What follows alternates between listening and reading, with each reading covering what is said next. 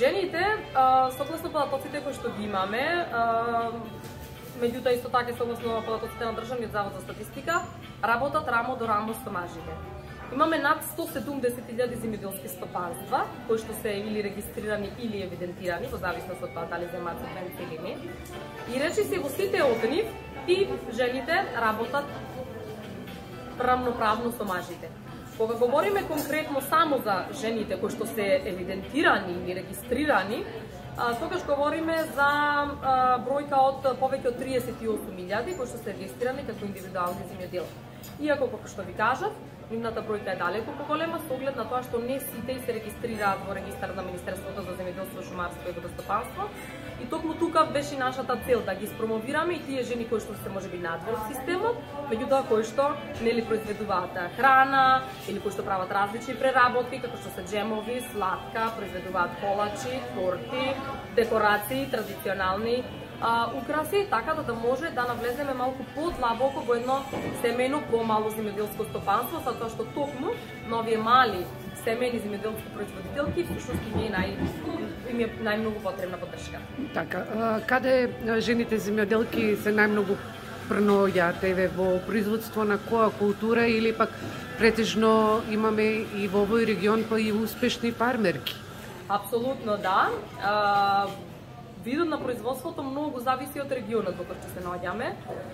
Например, ако говориме за Пелагонискиот регион, таму нели е најмногу застапено производството на тутун, житните култури, исто така пиперката и во најголем дел нели производството или производителките се насочени во тој сегмент. Ако говориме конкретно за овој регион, па и целиот југоисток, нели повеќе се одел на овошните култури, преработките, дали се тоа например джемови од сливи, дали станува збор за джемови например околу росоман од праски или други преработки. Тука нели се јапонските јаболка во овој регион, смоквите.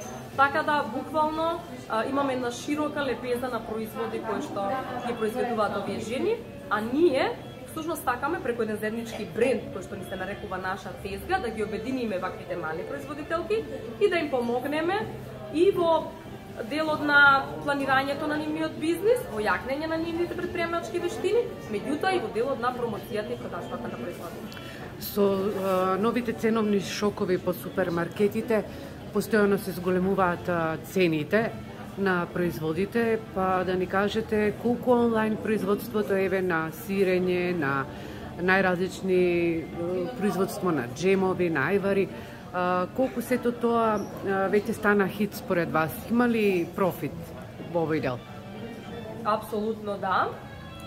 Може би се уште да речам не сме до фазата до кај што ние посакуваме да дојдеме, меѓутоа одиме натаму. Конкретно ние го отворивме првиот женски рурален пазар, наша тезга, кој што на 3 декември веќе ќе слави една година од своето постоење.